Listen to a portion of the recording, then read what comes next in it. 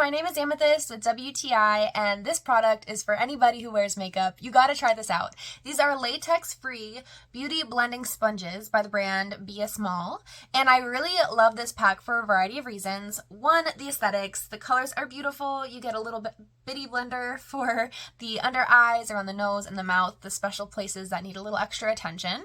And I love this shape the most because it gets just the perfect amount of surface area. It's easy to hold and grip. I specifically like using sponges like these because I feel like it gives my skin the best finish and it leaves as much moisture in my skin as possible.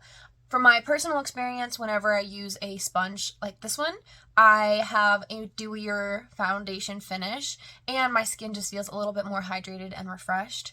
And I love that this is also going to work with your powdered blushes, contours, highlighters, all that kind of stuff. If you're putting on a foundation base, sometimes it can be a little tacky, and if you go straight in with a brush, sometimes that doesn't work. So I really love using these to put the blush on here. These are like beginner tips. I'm not any professional, but I do love wearing makeup, and so these are the things that work for me. I don't have a huge collection of brushes at my disposal, and these really are an all-in-one for everything face related if you're not a professional and you don't need all that extra stuff.